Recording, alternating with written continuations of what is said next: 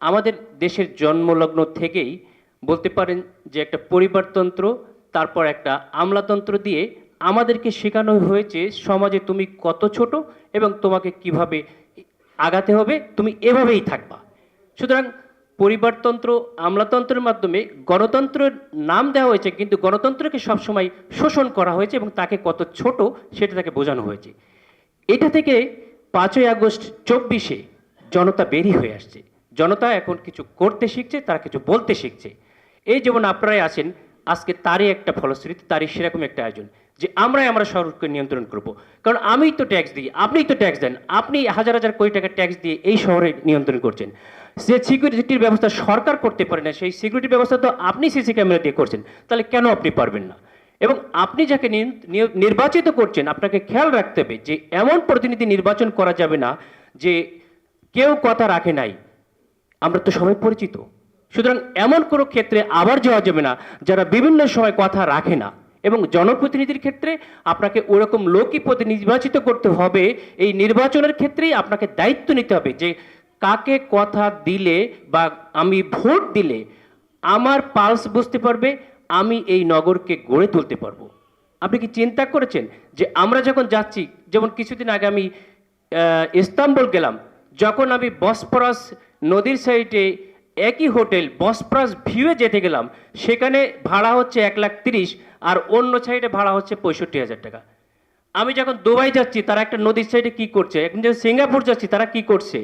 আমার শহরটাই কিন্তু বুড়িগঙ্গাকে নিয়ে ওরকমই আমার দাদারা স্বপ্ন দেখেছিল। আনফর্চুনেটলি আমরা কিন্তু সবই হারিয়ে ফেলেছি। আমি যেখানে এখন মিটিং করছি, দেওয়া হচ্ছে লেক ভিউ, বনানী, গুলশান। আপনারা যখন ফ্ল্যাট নিয়েছিলেন তখন লেক দেখেই নিয়েছিলেন।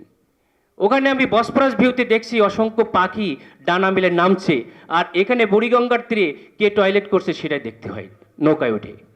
সুতরাং আমাদের অনেক কিছুই করার আছে, আমাদেরকে স্বপ্ন দেখতে হবে।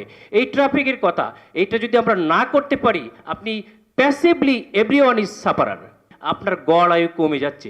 এই যে গড় আয়ু কমছে, এই যে পলিউশন থেকে আপনি না চাইলেও আপনি অনিদ্রায় ভুগছেন।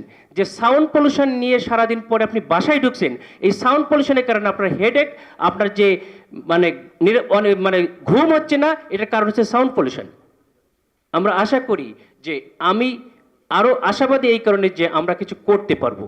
আমরা যদি এই ট্রাফিককে কন্ট্রোলের জন্য ডিসেন্ট্রালাইজ করি, বা এই ডিসেন্ট্রালাইজ না করেও যদি আমার শহর এখান থেকে এখানকার সঙ্গে ভালো যোগাযোগ ব্যবস্থা করে আমি তাকে যেখানে সে থাকবে সেখান থেকে সরাসরি এখানে নামার ব্যবস্থা করতে পারি, তাহলে সে অবশ্যই দূরে যেয়ে থাকবে। আমি যদি আমার নগরের একটা পার্ট সম্পূর্ণ ফ্যাসিলিটিস, হসপিটাল ঢাকা মেডিকেলে কেন যাওয়া লাগবে? ওখানকার 10জন যে প্রফেসর কাজ করছে, সেই 10জন প্রফেসরকে তো আমি পূর্বাচলে একটা হসপিটাল করে দিয়ে দিতে পারি। তাকে তো আর ওখান থেকে ওখানে যাওয়ার দরকার নাই। একটা বিচার ব্যবস্থা, সচিবালয়, একটা পার্ট তো আমি ওখানে করতে পারি।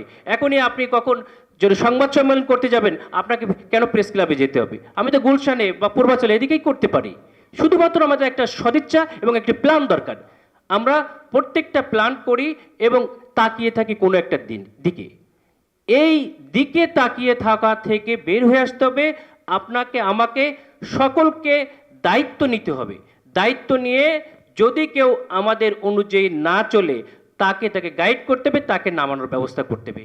এই আত্মবিশ্বাস আমাদেরকে নিয়ে আসতে হবে। আসুন আমরা সবাই মিলে আমাদের নেক্সট জেনারেশনের জন্য, আমাদের প্রজন্মের জন্য আমরা ভালো কিছু করে যাই।